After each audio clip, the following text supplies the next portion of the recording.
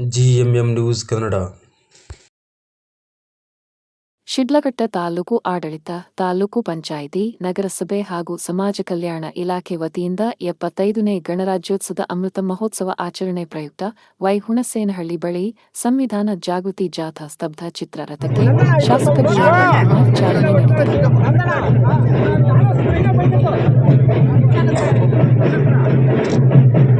ನೀಡಿದರು.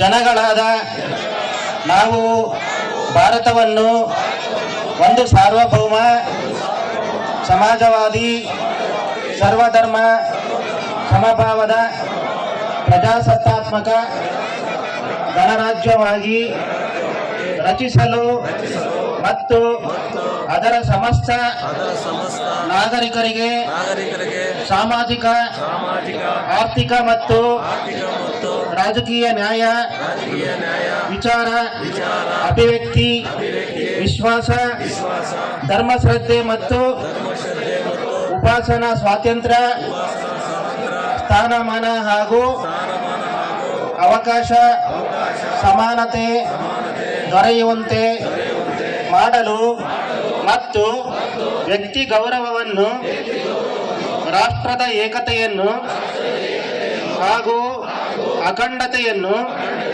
ಸುನಿಶ್ಚಿತಗೊಳಿಸಿ ಅವರಲ್ಲಿ ಭ್ರಾತೃಭಾವನೆಯನ್ನು ವೃದ್ಧಿಗೊಳಿಸಲು ಶ್ರದ್ಧಾಪೂರ್ವಕ ಸಂಕಲ್ಪ ಮಾಡಿದವರಾಗಿ ನಮ್ಮ ಸಂವಿಧಾನ ಸಭೆಯಲ್ಲಿ 1949ನೇ ಇಸವಿ ನವೆಂಬರ್ ತಿಂಗಳ 26ನೇ ತಾರೀಖಾದ ಈ ದಿವಸ ಈ ಮೂಲಕ ಈ ಸಂವಿಧಾನವನ್ನು ಅಂಗೀಕರಿಸಿ ಅಧಿನಿಯಮಿಸಿ ಅರ್ಪಿಸಿಕೊಂಡಿದ್ದೇವೆ. ಧನ್ಯವಾದಗಳು. ಇವತ್ತು ಸಂವಿಧಾನದ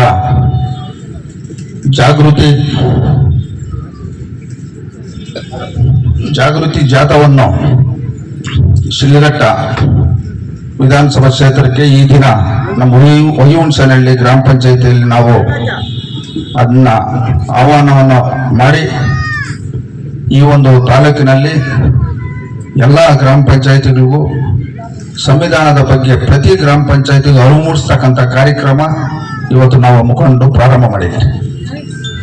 ಇವತ್ತು ನಮ್ಮ ದೇಶದಲ್ಲಿರ್ತಕ್ಕಂಥ 140 ಕೋಟಿ ಜನ 43 ಕೋಟಿ ಕುಟುಂಬಗಳು ಇವತ್ತು ನೆಮ್ಮದಿಯಾಗಿ ಜೀವನ ಮಾಡಬೇಕಾದ್ರೆ ಇದಕ್ಕೆ ಕಾರಣ ನಮಗೆ ಸಿಕ್ಕಿರ್ತಕ್ಕಂಥ ಸ್ವಾತಂತ್ರ್ಯ, ನಮ್ಮ ಸಿಕ್ಕಿರ್ತಕ್ಕಂಥ ಒಂದು ಸಂವಿಧಾನ.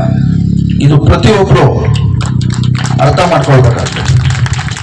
ಇವತ್ತು ಈ ದೇಶಕ್ಕಾಗಿ ಈ ನಾಡಿಗಾಗಿ ಹಲವಾರು ನಾಯಕರುಗಳು, ಮಹಾನ್ ನಾಯಕರುಗಳು, ಇವತ್ತು ಡಾಕ್ಟರ್ ಅಂಬೇಡ್ಕರ್ ಅವರು ಇರ್ಬೋದು, ಮಹಾತ್ಮ ಗಾಂಧೀಜಿ ಅವರು ಇರ್ಬೋದು, ಲಾಲ್ ಬಹದ್ದೂರ್ ಶಾಸ್ತ್ರಿ ಇರ್ಬೋದು, ಬಸವಣ್ಣನವರು ಇರ್ಬೋದು, ಹಲವಾರು ಲಕ್ಷಾಂತರ ಜನ ಇವತ್ತು ಈ ದೇಶಕ್ಕಾಗಿ ತ್ಯಾಗವನ್ನು ಮಾಡಿ ಪ್ರಾಣವನ್ನು ಕೊಟ್ಟು ಇವತ್ತು ಈ ಭಾರತ ದೇಶದಲ್ಲಿ 140 ಕೋಟಿ ಜನಕ್ಕೆ ಒಂದು ನೆಮ್ಮದಿಯಾದ ಬದುಕನ್ನು ಕೊಡಿಸಿದ್ದಾರೆ. ಪ್ರತಿಯೊಬ್ಬರು ಇವತ್ತು ನಮ್ಮ ಸ್ವಾತಂತ್ರ್ಯ ಬರೋಕ್ಕೆ ಮುಂಚೆ ನಮ್ಮ ದೇಶದಲ್ಲಿ ಏನು ಬ್ರಿಟಿಷ್ ಆಳ್ವಿಕೆ ನಡೆದಂಥ ಸಂದರ್ಭದಲ್ಲಿ ಈ ದೇಶದ ಜನತೆ ಅನುಭವಿಸಿರ್ತಕ್ಕಂಥ ಕಷ್ಟಗಳು ನಾವು ಇತಿಹಾಸ ಓದಿದಾಗ ನಮ್ಗೆ ಅರ್ಥವಾಗ್ತದೆ. ಇವತ್ತು ಈ ಒಂದು ಸಂವಿಧಾನ ಅಡಿಯಲ್ಲಿ ಮುಖ್ಯವಾಗಿ ರಾಜಕಾರಣಿಗಳು ಕೆಲಸ ಮಾಡಬೇಕು. ಎರಡನೇದು ಕೇಂದ್ರ ಸರ್ಕಾರದ ಅಧಿಕಾರಿಗಳಾಗ್ಬೋದು, ರಾಜ್ಯ ಸರ್ಕಾರದ ಅಧಿಕಾರಿಗಳಾಗ್ಬೋದು, ಈ ಸಂವಿಧಾನ ಅಡಿಯಲ್ಲಿ ಕೆಲಸ ಮಾಡಿದಾಗ ಈ ನಮ್ಮ ಭಾರತ ದೇಶ ಇಡೀ ಜಗತ್ತಿನಲ್ಲೇ ಉನ್ನತ ಸ್ಥಾನಕ್ಕೆ ಹೋಗ್ತದೆ ಅಂತ ನಾನು ಈ ಸಂದರ್ಭದಲ್ಲಿ ಹೇಳಕ್ ಬಯಸ್ತಾ ಇದ್ದೀನಿ. ಆಗಮಿಸಿದೆ. ಅದರಲ್ಲಿ ಮೊದಲಿಗೆ ಎಲ್ಲ ಗ್ರಾಮ ಪಂಚಾಯತಿ 28 ಗ್ರಾಮ ಪಂಚಾಯತಿಗಳಲ್ಲಿ ಹುಣಸೇನಹಳ್ಳಿ ಗ್ರಾಮ ಪಂಚಾಯತಿಗೆ ನಾವು ಸ್ವೀಕರಿಸಿಕೊಂಡಿದ್ದೀವಿ. ಸಂವಿಧಾನ ಎಂಬುದು ಪ್ರತಿ ದೇಶದ ಮೂಲಭೂತ ಕಾನೂನು.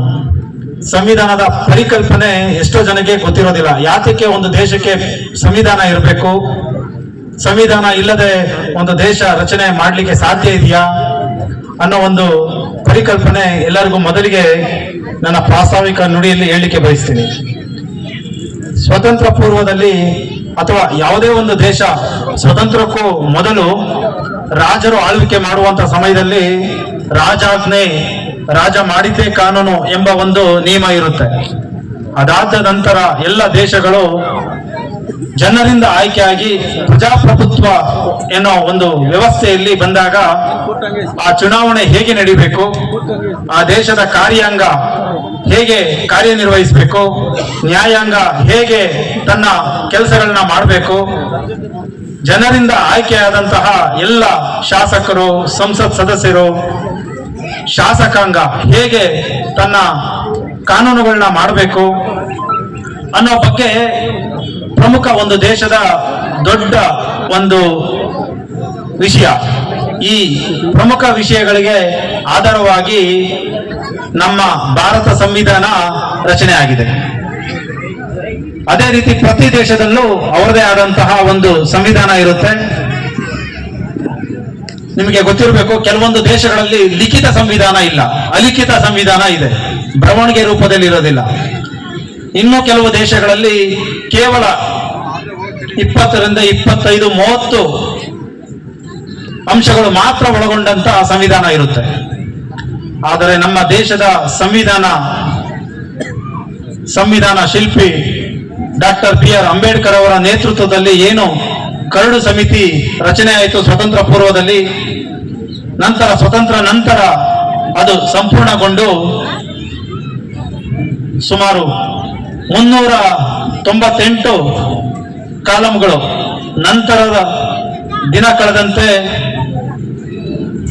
ಅಂದಿನ ಕಾಲಕ್ಕೆ ತಕ್ಕಂತೆ, ಇಂದಿನ ಕಾಲಕ್ಕೆ ತಕ್ಕಂತೆ ಹಲವು ತಿದ್ದುಪಡಿಗಳಾಗಿ ಇವತ್ತು 450ಕ್ಕೂ ಹೆಚ್ಚು ಅಂಶಗಳನ್ನ ಹೊಂದಿರುವಂತಹ ದೇಶದ ಸಂವಿಧಾನ, ಇಡೀ ಪ್ರಪಂಚದ ಬೃಹತ್ ಸಂವಿಧಾನ.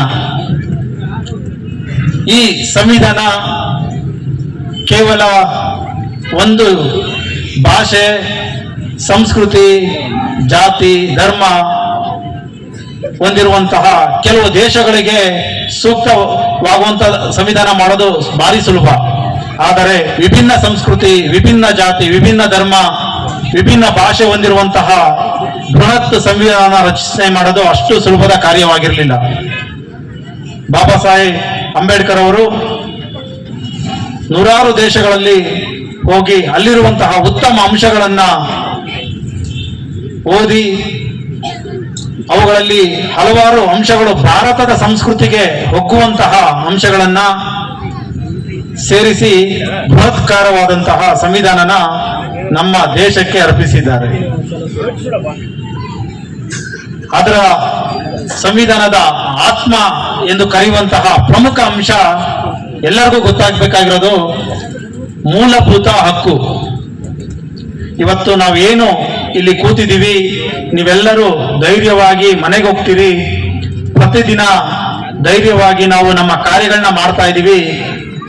ಯಾವುದೇ ಒಂದು ಭೇದ ಭಾವ ಇಲ್ಲದೆ ಸಮಾಜ ನಡೀತಾ ಇದೆ ಅನ್ನೋದಕ್ಕೆ ಕಾರಣ ಅರ್ಥೈಸಿ ಸರ್ವೋಚ್ಚ ನ್ಯಾಯಾಲಯ ಹಲವು ತೀರ್ಮಾನಗಳನ್ನ ತನ್ನ ಆದೇಶಗಳಲ್ಲಿ ಹೇಳಿದೆ.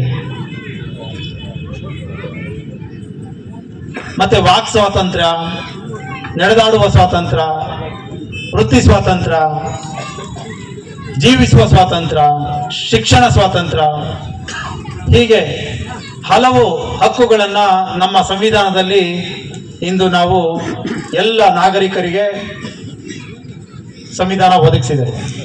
ಇವುಗಳ ಚ್ಯುತಿ ಆದಾಗ ಏನ್ ಮಾಡಬೇಕು, ಯಾರ ಮೇಲೆ ನಾವು ದಾವೆ ಹೂಡಬೇಕು?